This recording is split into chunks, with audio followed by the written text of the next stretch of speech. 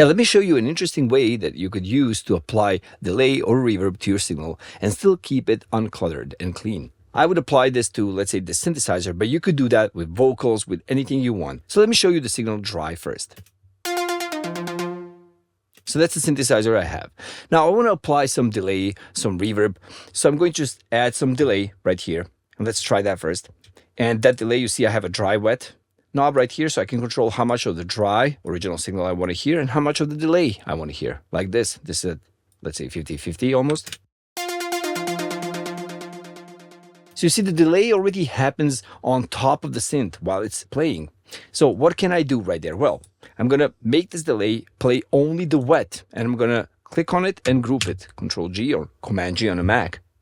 When it's grouped, show all the chains. I'm going to create another chain right here. So this is going to be the dry one. Rename, dry.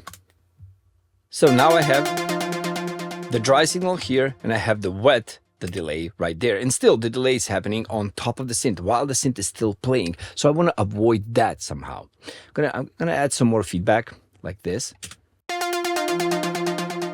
See, it's kind of omitting. So this first part that's higher is playing its delay on top of this lower part. So you can't really hear it all that well.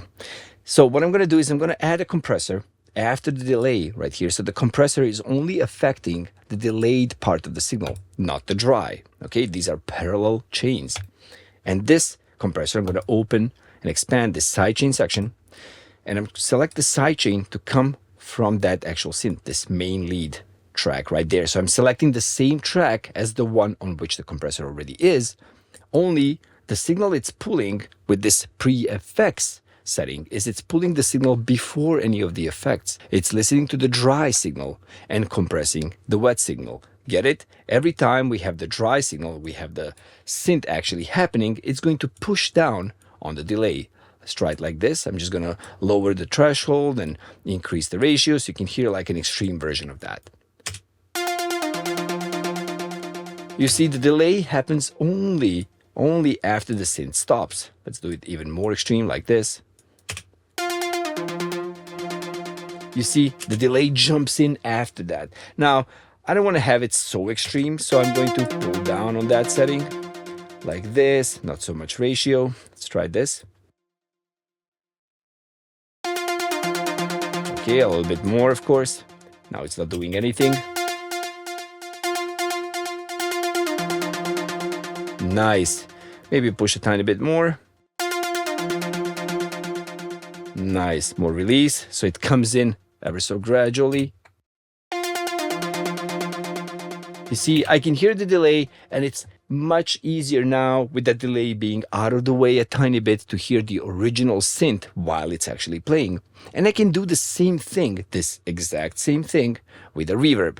Now, not to rebuild this entire chain, I'm just going to duplicate this one. Just going to click on it, on the chain, on the rec, and it's going to duplicate it. Now, instead of this delay, I'm going to delete it, and I will insert a reverb.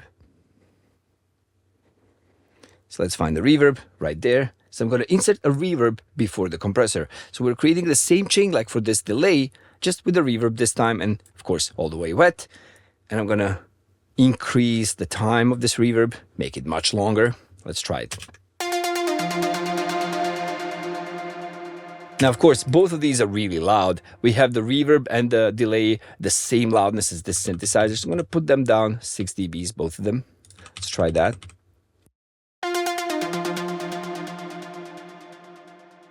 Nice. Nice. So that's how you do it. And I would do the same thing on a vocal, and of course, in more or less, meaning that this compressor would pull it out of the way more or less depending on what feels more normal, more clear. But the way this actually works is in the context of the full mix. So once you have a synth like this in the context of the full mix, that is when you can appreciate this kind of processing. So let's play it in the whole mix.